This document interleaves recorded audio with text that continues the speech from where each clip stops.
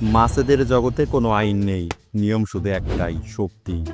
বড় মাছ ছোট মাছকে খাবে, এটাই প্রকৃতির বিধান। কিন্তু ভাবুন তো, এই নির্মম আইন যদি মানুষের সমাজে ফিরে আসে, যদি কোনো দেশ থেকে তার শাসক, আইন আর শৃঙ্খলা সবকিছু হারিয়ে যায়। আসসালামু আলাইকুম। ইতিহাসের এমন কিছু অধ্যায় থাকে যা একাধারে শিক্ষণীয় এবং ভয়ঙ্কর।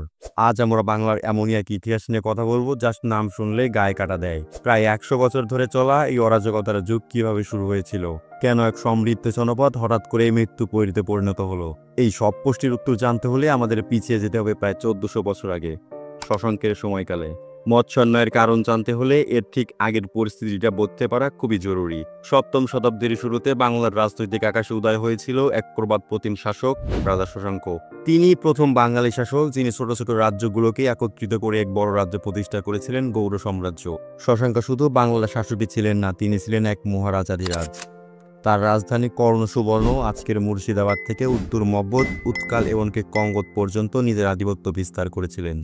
উত্তর ভারতের সম্রাট হর্ষবর্ধনের মতো শক্তিশালী শাসকের সঙ্গেও তিনি চোখে চোখ রেখে লড়াই করেছেন। শশাঙ্কের শাসনে বাংলা পেয়েছিল রাজনৈতিক স্থিতিশীলতা, অর্থনৈতিক সমৃদ্ধি এবং এক অভূতপূর্ব জাতীয় গৌরব।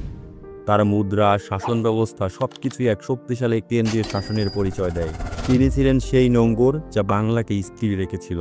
এক কথায় শশাঙ্ক ছিল সেই বটবৃক্ষ যার ছায়ায় পুরো বাংলা ছিল নিরাপদ। কিন্তু কি হয় যদি হঠাৎ করে এমন এক বটগাছ উপড়ে যায়, তার নিচের মাটি আগলা হয়ে যায়, আশ্রয় নেওয়া পাখিরা দিশেহারা হয়ে পড়ে।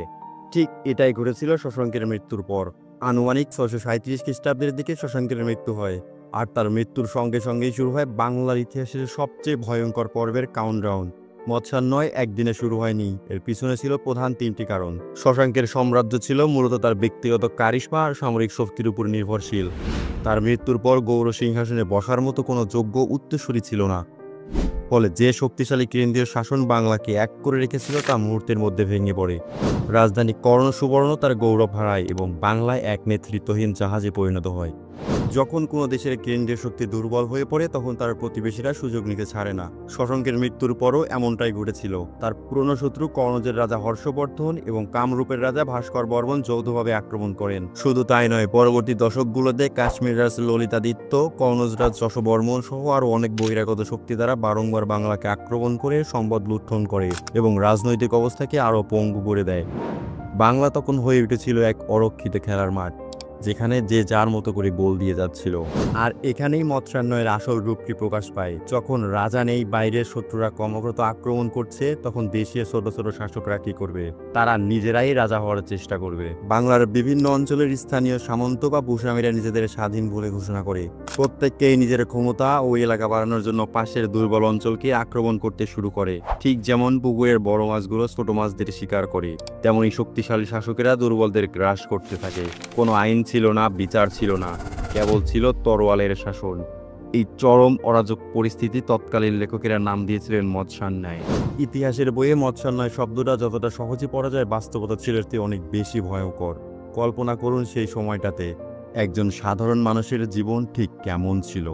কৃষক জানতো না তার ফলানো ফসল ঘরে তুলতে পারবে কিনা, বণিক জানতো না তার বাণিজ্য তরী নিরাপদে ফিরতে পারবে কিনা, মায়েরা জানতেন না তাদের সন্তান সুরক্ষিত থাকবে কিনা।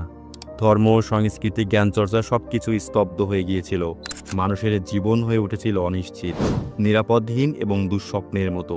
প্রায় 100 বছর ধরে বাংলা এই অভিশাপ বয়ে বেরিয়েছিল। কিন্তু কোনো অন্ধকারই চিরস্থায়ী নয়। শত বছরের অত্যাচার আর অরাজকতায় অতিষ্ঠ হয়ে বাংলার মানুষ নিজেরাই ঠিক করলো, এবার ভাগ্য নিজেদের হাতেই গড়তে হবে। বাংলার বিভিন্ন অঞ্চলের প্রভাবশালী নেতারা, যাদের একসাথে বলা হতো প্রকৃতপুঞ্জ, তারা বুঝতে পারলেন যে এই আত্মঘাতী সংঘাত বন্ধ করতে হলে একজন যোগ্য শাসক প্রয়োজন। এরপর যা ঘটলো তা শুধু বাংলায় নয়, ভারতের ইতিহাসেও এক বিরল ঘটনা। কোনো যুদ্ধ বা রক্তের বিনিময়ে নয়, বরং আলোচনার মাধ্যমেই এক প্রকার গণতান্ত্রিক প্রক্রিয়ায় বাংলার নেতারা গোপাল নামক এক ব্যক্তিকে তাদের রাজা হিসেবে নির্বাচিত করলেন। আনুমানিক 750 খ্রিস্টাব্দের দিকে গোপালের সিংহাসন আরোহণের মাধ্যমে মৎস্যান্যায়ের অবসান ঘটে এবং বাংলায় শুরু হয় এক নতুন স্বর্ণযুগ, যা প্রায় 400 বছর ধরে ছিল।